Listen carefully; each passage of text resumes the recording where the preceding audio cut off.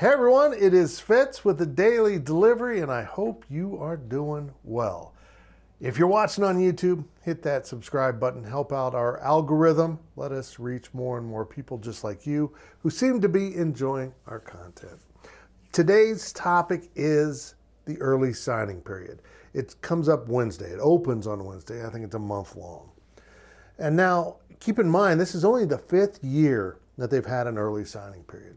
And like anything else, when you make a bold rule change intended to help something out, you kind of cause some unintended consequences along the way. And for football coaches, that has been getting fired during the season. Let me explain. And I asked Chris Kleiman about this after the Texas game because we were discussing some similar topics, and he brought up the fact that he's distressed that so many coaches are getting fired in midseason without a chance to even complete their season. Take Texas Tech as an example, and I'm betting that's the school he was talking about. He and Matt Wells are friends. Matt Wells was fired after Kansas State won down there, probably adding even more salt to the wound of Chris Kleiman's friend getting fired. And now, without their head coach, they went ahead and got bowl eligible. And Tech hired a coach in midseason that came in immediately and started acclimating himself and recruiting.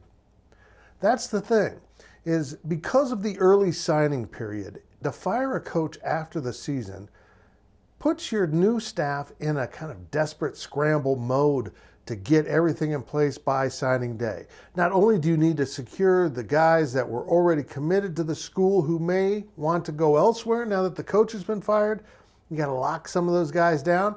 You've got to go fill out the rest of the class. It's a daunting task. Chris Kleiman did it when he arrived at Kansas State. He knows darn well it's not easy. It's not easy to recruit on short notice and get in to so many households and fill out your class. In fact, in hindsight, he did an incredible job of that when he arrived at Kansas State. But now, because of this early signing period, we're seeing this go on throughout college football. And in fact, now you can just sit around and watch and wait for the firing and dismissal of assistant coaches as soon as the signing period is over. That's right, because now that they moved the calendar up, even though coaches' salaries and contracts usually run through February, the late signing period, that's not as valuable anymore. The big deal is the early signing period. And once that's done, you're probably gone. The law of unintended consequences. It kind of lines up with almost everything the NCAA does, and the early signing period fits the bill.